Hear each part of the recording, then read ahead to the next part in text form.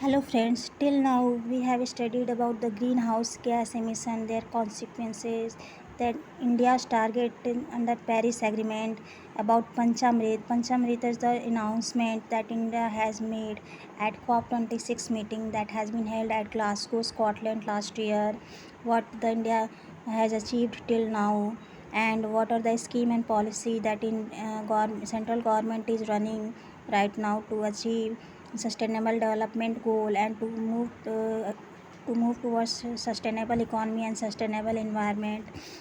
Next we have understand that what are the constraints that taking India and world back from achieving the net zero target and from moving towards a clean and green energy. Now in this video we will understand what should be the solution and way forward.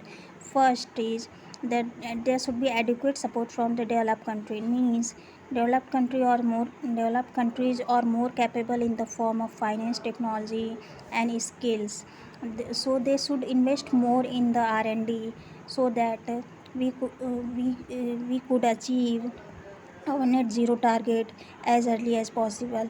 Next is there should be net negative emission commitments from the developed nation.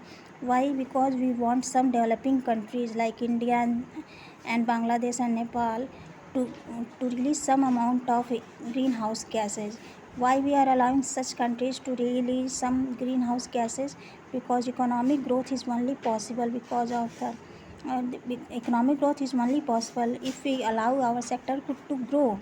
A sector like industries, manufacturing, agriculture, these are all the sector which emit greenhouse gases, as we have studied in our previous lecture. And if we allow this sector to grow, then greenhouse gas would certainly be emitted.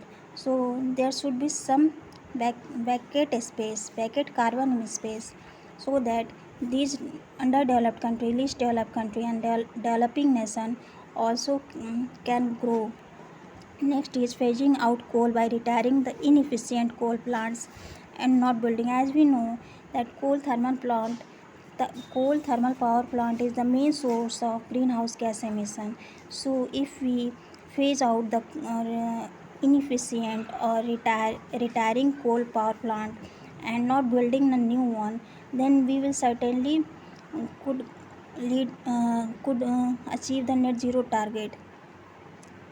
Next is developing a strategy for net zero goals, means we should devise some policy like biofuel policy or sectoral commitments, like what should be the agriculture practices that should be employed by the farmers, like per drop more crop, because irrigation in the irrigation water extraction happens at a very large scale, and because of this water extraction some energy is consumed, and these energy come from the coal power plant sources, which emit the greenhouse gas in the environment, and thus making the agriculture sector the big one of the biggest sector for emitting the uh, greenhouse gas. And our last topic is focusing on energy intensive sector for emission reduction. Energy intensive sector means which sector is emitting more gases, more greenhouse gases, like agriculture sector, vehicle sector, industries, commercial units. These are all the sources from where our greenhouse gas is emitted. So we should focus on these sectors and should devise some policies so that our greenhouse gas emissions could be reduced and we achieve a path of net zero. In this lecture, I would like to stop here and